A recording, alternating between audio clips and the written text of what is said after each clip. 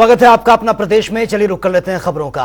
5 राज्यों में हुए विधानसभा चुनाव को लेकर राष्ट्रीय सामाजिक न्याय मोर्चा के संयोजक आरिफ इकबाल ने एआईएमआईएम चीफ असदुद्दीन ओवैसी पर जमकर निशाना साधा है। प्रयागराज से हमारे संवाददाता एसएस आमिर से खास बातचीत में क्या कुछ इन्होंने कहा वो सुन लेते हैं। जहां 5 राज्यों में चुनाव हुए हैं और सबसे खास परिणाम जो देखने को मिला है वो तेलंगाना चुनाव में। और ओवैसी की पार्टी जिस तरह से दावा करती थी कि यूपी में उनके बिना किसी की सरकार नहीं बनेगी, और अब खुद उनके ही गढ़ में उनके बहुत कम वोट मिले हैं, उनके परसेंटेज बहुत कम आए हैं, जिस पर अब राष्ट्रीय सामाजिक न्याय मोर्चा के संयोजक आरिफ इकबाल हमारे साथ हैं, जिन्होंने आज प्रेस वार्ता करते हुए निशाना साधा है। और सबसे बड़ी बात ये खुद एमआईएम का कभी हिस्सा रह चुके हैं, मगर अब पार्टी से अलग होकर अपना संगठन बनाया। आज प्रेस वार्ता की है आपने, किस तरह से ओवैसी के देख रहे हैं आप चुनाव?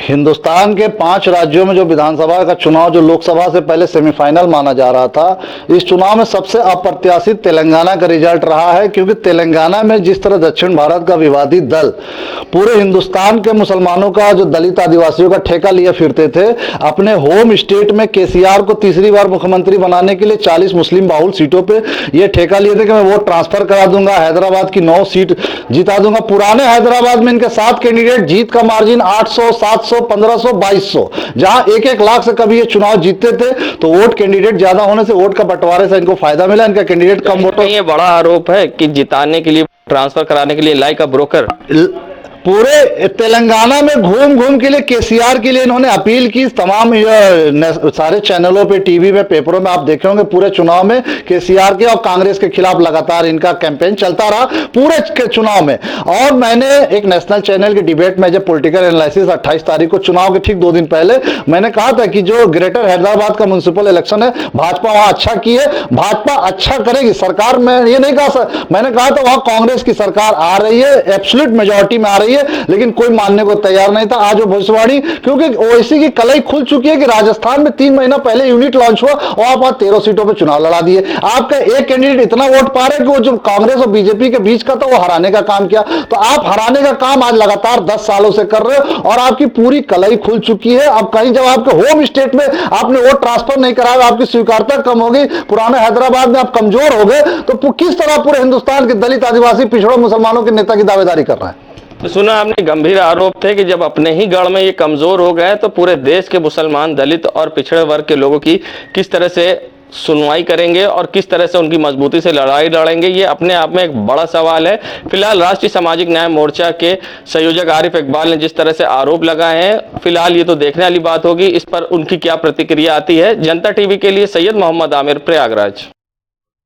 फिलहाल यहां रुकेंगे एक छोटे से ब्रेक के लिए, लौटेंगे कुछ और खबरों के साथ। सुहेलदेव भारतीय समाज पार्टी के राष्ट्रीय अध्यक्ष ओम प्रकाश राजभर आज मैनपुरी पहुंचे थे, जहां पर उन्होंने भोगांव में जनसभा को संबोधित किया। इस दौरान ओपी राजभर ने सपा पर जमकर निशाना भी साधा। उन्होंने कहा समाजवादी पार्टी का हश्र बहुत बुरा होने वाला है। अच्छा ये बताइए, आजमगढ़ भी गढ़ था न, खत्म हो गया न? ये प्रदेश किसी का गढ़ नहीं है, ये पहले ये पहले कांग्रेस का हुआ करता था। आप उठा के देखिए, ये कांग्रेस का गढ़ था पूरा प्रदेश, वो खत्म हुआ। फिर सपा बसपा, कुछ दिन सपा कुछ दिन बसपा। अब दोनों आप देख लीजिए, शायद ओम प्रकाश राजभर समाजवादी पार्टी के साथ नहीं रहे होते तो समाजवादी पार्टी को 47 सीट मिली थी, हम नहीं थे ना।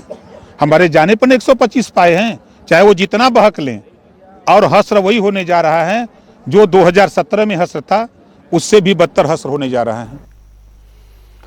और राष्ट्रीय राजपूत करणी सेना के अध्यक्ष सुखदेव सिंह गोगामेड़ी हत्याकांड पर समाजवादी पार्टी के प्रवक्ता अमी के जामे का बयान भी सामने आया। कांग्रेस के राष्ट्रीय अध्यक्ष मल्लिकार्जुन खड़गे का बयान, समाजवादी पार्टी के अध्यक्ष अखिलेश यादव का बयान भी इस पर सामने आया है। माननीय अखिलेश यादव जी की बात को अगर बड़ी पार्टियों ने तस्लीम किया होता, 2 मुख्य बातें उन्होंने कही। एक, उन्होंने कहा कि जिस राज्य में जिस पार्टी का प्रभुत्व है वो वहां की राजकीय पार्टियों को साथ लेकर गठबंधन बनाए। उस पर काम नहीं हुआ कि कुछ चीजें पहले होनी थी, कुछ चीजें बाद में होनी थी। हमारा सिर्फ ये कहना है कि अगर अखिलेश जी के कहने पे जो उनका इमेजिनेशन था, अगर राहुल जी मानते तो आप सोचिए कि जातिगत जनगणना पे अगर मध्य प्रदेश में लहर थी और आदरणीय नीतीश जी जाते कैंपेनिंग करने, माननीय अखिलेश यादव जी कैंपेनिंग कर रहे होते, दूसरे प्रमुख नेता स्टालिन साहब आ रहे होते, राजस्थान में अखिलेश जी जा रहे होते, उमर अब्दुल्ला साहब होते, तो वोट बहुत जोड़ते और लोगों में एक जोश होता। ये यूनिटी जो है ये बन गई है। औद्योगिक विकास मंत्री नंद गोपाल गुप्ता नंदी आज ग्रेटर नोएडा पहुंचे थे, जहां पर उन्होंने इंडिया एक्सपो सेंटर में, आपको बता दें कि पेप्रेक्स 2023 का शुभारंभ ये किया है और इस दौरान उन्होंने सपा सुप्रीमो अखिलेश यादव पर जमकर निशाना भी साधा है। मंत्री ने कहा कि सपा उम्मीदवारों को नोटा से भी कम वोट मिले हैं। समाजवादी पार्टी डूबता हुआ सूरज है। कि मैं निराश नहीं हूं।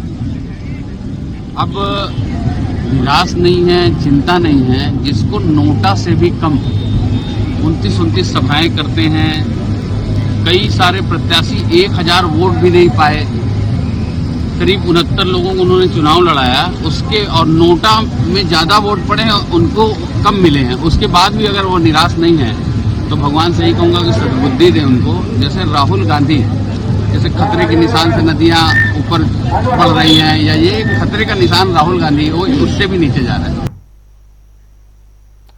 और वहीं आज होमगार्ड स्थापना दिवस के मौके पर राजधानी लखनऊ में मुख्यालय में रैतिक परेड का आयोजन किया गया था, जहां पर विभाग के जवानों ने अपने कर्तव्य से सबका मन मोह लिया। और वहीं इस दौरान कारागार मंत्री धर्मवीर प्रजापति भी मौजूद थे। इसके साथ ही उन्होंने ये भी कहा कि आज मोदी और योगी जी की सरकार में हर क्षेत्र में बेहतर काम किया जा रहा है।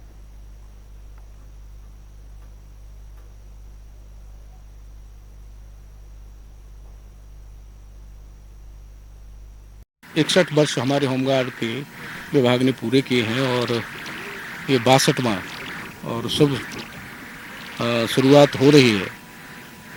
जिस तरह से बच्चों ने यह प्रतिभाग किया, जिस उन्होंने अपनी प्रतिभाओं का हम सबको सब दिखाया, अपनी प्रतिभा क्या है। लगता नहीं था, ऐसा लगता था जैसे 26 जनवरी की परेड में हम सहभाग कर रहे हों। मैं आपके माध्यम से उन बच्चों का आभार व्यक्त करता हूं, उनको धन्यवाद देता हूं, उनको शुभकामनाएं देता हूं कि जिन्होंने अच्छी परेड का यहाँ प्रतिभाग किया है। और मुख्यमंत्री जी के नेतृत्व में, योगी जी के नेतृत्व में जब से सरकार 17 से 22 की हो, चाहे 22 से अब तक की हो, नित्य निरंतर होमगार्ड जवानों के प्रति उनकी सकारात्मक सोच रही और उन्होंने उनके दैनिक भत्ते में बढ़ोतरी की है, उनका ड्यूटी भत्ता भी बढ़ाया है, उनका ट्रेनिंग हमारी जो पहले 40-45 दिन की होती थी उसको 90 दिन की आया, अच्छे से ट्रेनिंग हो। हर क्षेत्र में हमारा होमगार्ड का जवान कार्य करता है, चाहे वो तहसील हो, चाहे थाना हो, चाहे कलेक्ट्रेट हो, चाहे यहाँ लखनऊ में सचिवालय में हो। तो फिलहाल इस बुलेटिन में मेरे साथ इतना ही, लेकिन जाते जाते आपको छोड़ जाते हैं जनता टीवी के तमाम रिपोर्टर्स की